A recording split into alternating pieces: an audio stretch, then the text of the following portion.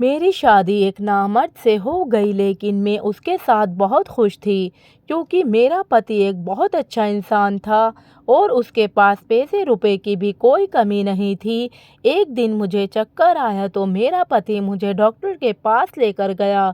Checkup के बाद पता चला कि मैं प्रेग्नेंट हूँ। मेरी प्रेगनेंसी की खबर सुनकर मेरे पति ने जो मेरे साथ किया, वह सुनकर तो आपके भी रोंगटे खड़े हो जाएंगे।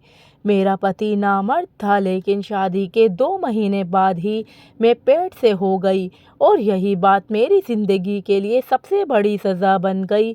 और जब मुझे पता चला कि यह बच्चा किसका है, तो मेरे सर पर आसमान गिर पड़ा।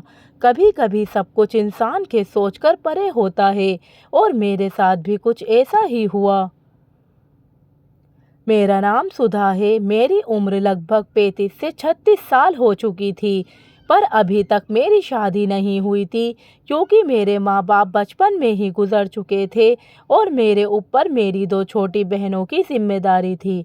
छोटी मोटी नौकरी करके अपना और अपनी बहनों का पेट पाल रही थी। कुछ दिन बाद मैंने अपनी दोनों बहनों की शादी करवा दी। अपनी दोनों बहनों की शादी के बाद अब मैं अपने घर में अकेली रह गई थी। माँ बाप का साया तो बहुत पहले ही छूट गया था और अब तो मेरी बहनें भी पराई हो चुकी थीं। अकेलेपन की वजह से अब मुझे भी किसी के साथ की ज़रूरत थी। मुझे अपनी ज़िंदगी में ऐसे साथी की ज़रूरत महसूस होती जो मेरी तन्हाई को दूर कर मेरी ज़िंदगी को खुशियों से भर दे। पर मेरे घर में कोई था ही नहीं और मेरी उम्र ज़्यादा होने की वजह से मेरे लिए कोई रिश्ते भी नहीं आते। मेरे दिन कुछ यूं ही गुजर रहे थे कि एक दिन हुआ कुछ यूं कि एक दिन मैं बाजार गई थी तो वहाँ मेरी बहुत पुरानी सहेली मिल गई। हम दोनों एक दूसरे से बहुत दिन बाद मिले थे। उसकी शादी हो चुकी थी और उसके बच्चे भी हो गए थे। उसने अचानक मेरी शादी के बारे में पूछा तो मैंने उसे सब कुछ बता दिया। बातों ही बातों में उसने मुझे बताया कि उसका एक भाई है जिसकी उम्र लगभग 40 साल के करीब हो गई। उनकी शादी हुई थी पर उनकी पत्नी इसलिए उन्हें छोड़कर चली गई क्योंकि उसका भाई अपनी पत्नी को औलाद की खुशी नहीं दे सकता था। मेरी सहेली के घर में पैसे रुपए की कोई कमी नहीं थी, बस एक कमी थी तो उसके भाई में कि वो औलाद पैदा नहीं कर सकता था।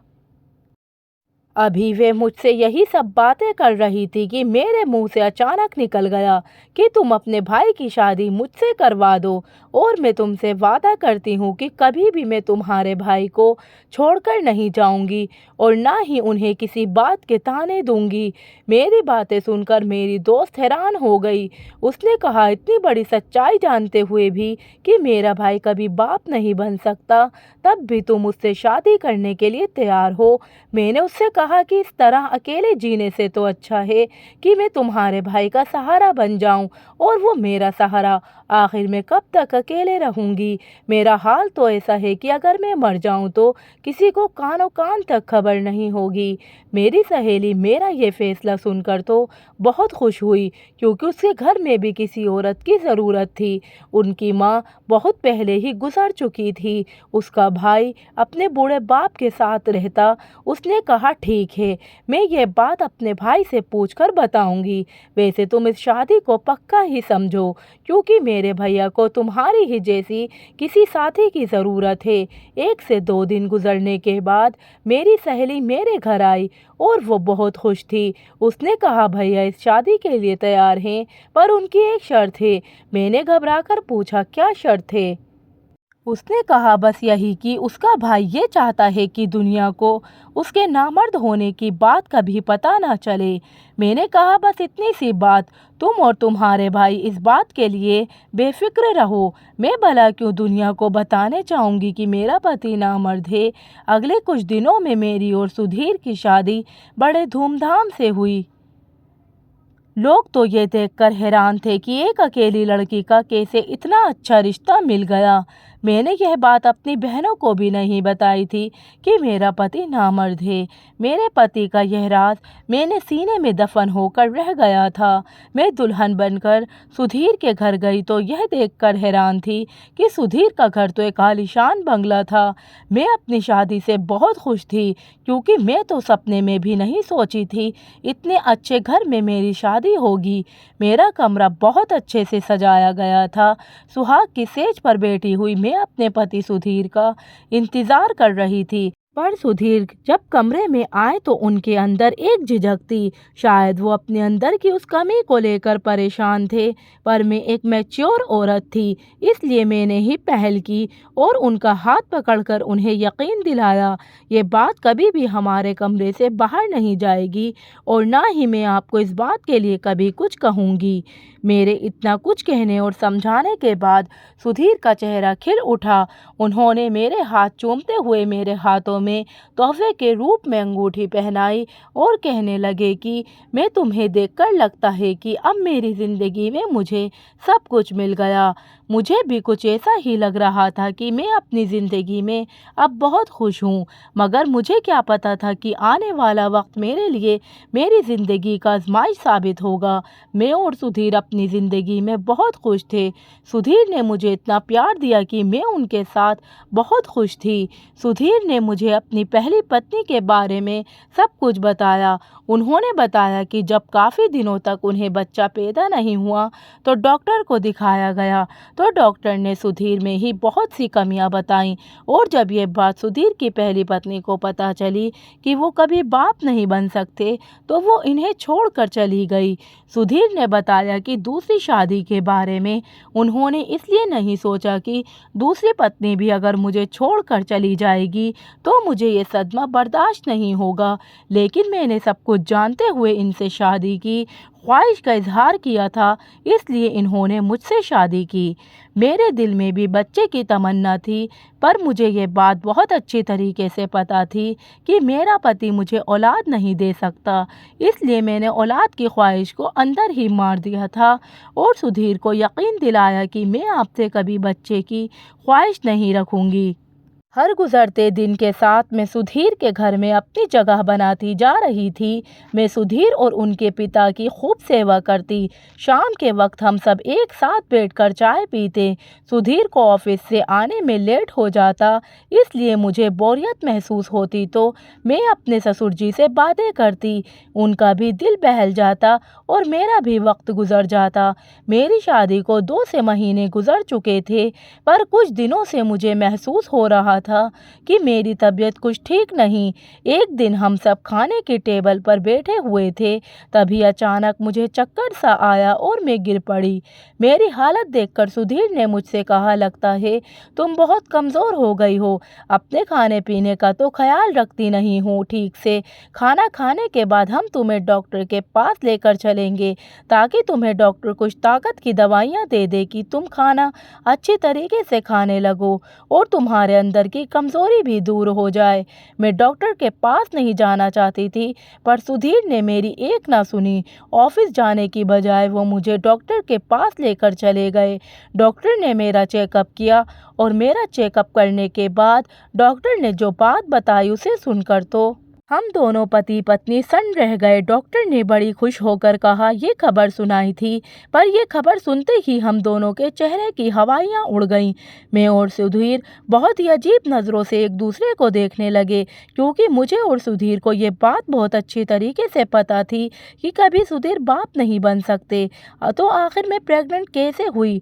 डॉक्टर के हाथ से सुधीर ने रिपोर्ट ली और बिना कुछ कहे बाजू से मुझे पकड़कर गाड़ी तक ले गए और इतनी तेज रफ्तार में गाड़ी चलाई कि मेरी चीख निकल गई।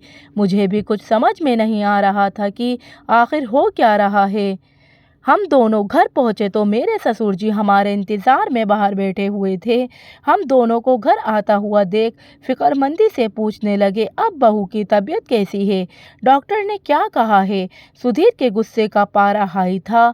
उन्होंने गुस्से से कहा कि आपकी बहू प्रेग्नेंट है, जबकि यह बात मैं बहुत अच्छी तरीके से जानता हूँ कि ये बच्चा मेरा नहीं है। सुधीर की बातें सुनते ही मेरे ससुर जी हैरानगी से कहने लगे, तुम ये कैसी बातें कर रहे हो। मैं हॉल में पड़े सोफे पर ही ढह गई, क्योंकि मुझ में इससे ज़्यादा बर्दाश्त करने की हिम्मत नहीं थी।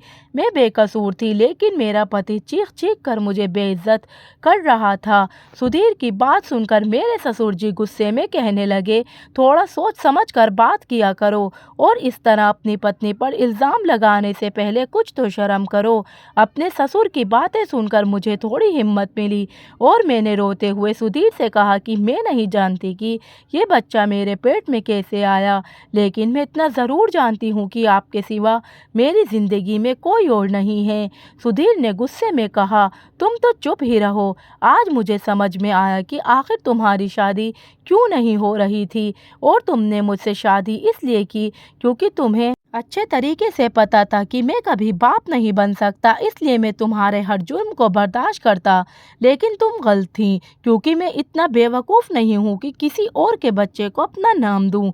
इसलिए बेहतर यही होगा कि तुम अभी और इसी वक्त अपना सामान उठाओ और यहाँ से चली जाओ। मेरे ससुर जी ने सुधीर को समझाने की बहुत कोशिश की, पर सुधीर गुस्से में पागल हो चुके थे। वह कुछ भी जानने और समझने को तैयार नहीं थे। सुधीर ने गुस्से में मेरा हाथ पकड़ा और आधी रात को मुझे बाहर निकाल दिया। मैं रोते बिलखते अपने घर वापस आ गई। मेरा और सुधीर का रिश्ता जहाँ से शुरू हुआ था, शायद वहीं पर ख़त्म होने वाला था। यह सब सोचते सोचते मेरी तबीयत बिगड़ रही थी, पर मुझे अभी भी सुधीर की परवाह थी, क्योंकि मैं उनसे बहुत प्यार करती थी। मैं सारी रात रोते ही रह गई, और रोते रोते न जाने कब मेरी आंख लग गई।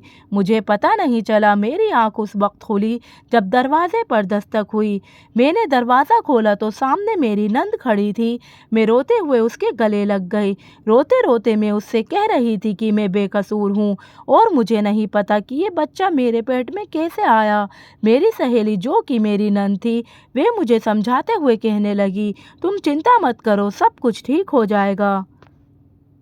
मेरी सहेली मुझे सब कुछ समझा बुझा कर चली गई। मुझे अपनी सहेली की बात पर बिल्कुल भी यकीन नहीं था। आखिर ये सब वो कैसे ठीक कर सकती थी।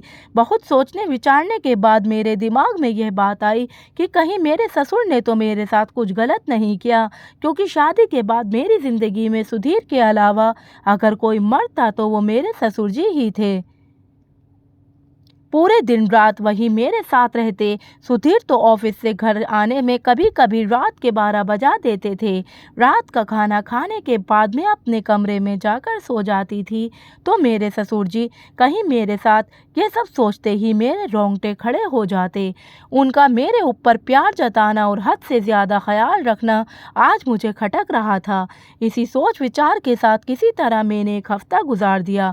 हर गुजरते दिन में भगवान ने बस यही दुआ करती कि भगवान मुझे बेकसूर साबित कर दो, और मैं अपने पति के साथ दोबारा अपनी ज़िंदगी शुरू कर सकूं। मेरी दोनों बहनें अपनी ज़िंदगी में ऐसे मंग थीं कि उन्हें मेरी ज़रा भी परवाह नहीं थी, जबकि मैंने उन्हें माँ बाप की तरह पाला था। एक हफ्ते के बाद मेरी नंद मेरे पति सुधीर के साथ मुझे लेने के लिए मेरे घर आई। सुधीर को दरवाजे पर देखकर मैं हैरान रह गई। मुझे कुछ समझ में नहीं आ रहा था कि आखिर सुधीर मुझे लेने कैसे आ गए, लेकिन मेरे लिए तो बस इतना ही काफ़ी था कि मुझे दोबारा सुधीर की ज़िंदगी में शामिल होने का मौका मिल रहा है। मैं बिना कुछ पूछे उन दोनों के साथ गाड़ी में जाकर बैठ गई, पर घर पहुंची तो मैंने देखा घर को बहुत अच्छे तरीके से सजाया गया था, और मेरे ससुर जी ने बहुत खुशी मन से मेरा स्वागत किया। यह सब देखकर मैं हैरान थी कि आखिर यह सब हो क्या रहा है। मेरी सहेली ने बड़े प्यार से मुझे गले लगाया और मुझसे कहने लगी, तुम्हारा बहुत बहुत शुक्रिया कि तुमने मुझे बुआ बनने का मौका दिया। मैंने हैरत से एक नज़र सुधीर पर डाली तो सुधीर सिर झुकाए शर्मिंदगी से खड़े थे। मेरी सहेली यानी कि मेरी नंद सारा सच मुझे बताने लगी। उसने बताया कि पापा को तुम्हारे ऊपर विश्वास था कि तुम एक अच्छी लड़की हो, तुम कभी भी कोई गलत काम नहीं कर सकती। यह सब जानने समझने के बाद भैया फिर दोबारा उसी लेडी डॉक्टर के पास गए, जिसने पहले कभी उन्हें बताया था कि वे कभी बाप नहीं बन सकते। लेडीज डॉक्टर भैया को देखते ही पहचान गई, पर जब भैया ने उन्हें बताया कि मेरी दूसरी पत्नी प्रेग्नेंट है तो लेडी डॉक्टर ने भाई को ऐसा सच बताया जिसे सुनकर उनके सर पर आसमान गिर पड़ा। उस लेडी डॉक्टर ने बताया कि भाई के अंदर कोई कमी नहीं थी, उनकी पहली पत्नी ही भाई के साथ रहना नहीं चाहती थी, इसलिए वह ऐसी दवाइयाँ इस्तेमाल करती कि वो कभी प्रेग्नेंट ना हो, और भाई पर नामर्द होने का झूठा इल्ज़ाम लगाकर इनसे छुटकारा पाना चाहती थी। इसलिए वे पैसे के दम पर डॉक्टर से भाई की झूठी रिपोर्ट बनवाई कि भाई को लगे कि वह कभी बाप नहीं बन सकते। ये सब होने के बाद वह दिन रात भाई को नामर्द होने का ताना देती। इसलिए तंग आकर भाई ने खुद ही उस औरत को तलाक दे दी। मेरी सहेली ने ये सब मुझे बताकर फिर से सुधीर की ज़िंदगी में मुझे आने का मौका दे दिया था, नहीं तो मैं इसी सोच के साथ घुटकर जी रही थी कि आखिर ये बच्चा किसका है। मैं तो अपने ससुर पर ही शक करने लगी थी। सुधीर मुझसे अपने किए की माफ़ी मांगने लगे, लेकिन मुझे उनसे कोई शिकायत नहीं थी, क्योंकि उनकी जगह कोई और भी होता तो शायद ऐसा ही करता। मेरे घर आने की खुशी में मैंने और सुधीर ने मिलकर केक काटा था, और मेरे ससुर और मेरी सहेली ने हमारे अपने होने का फ़र्ज़ निभाया था। मेरे ससुर ने मेरे सर पर हाथ रखकर मुझे बहुत सारी दुआएं दी, पर मैं दिल ही दिल में शर्मिंदगी महसूस कर रही थी कि कुछ लम्हों के लिए ही सही मैंने अपने ससुर के ऊपर शक किया। हमारे रिश्ते कितने नाजुक होते हैं, जिन्हें बहुत प्यार से संभाल कर रखना पड़ता है। कभी कभी इंसान की मामूली सी गलती से हमारे रिश्ते शीशे की तरह टूट कर बिखर जाते हैं।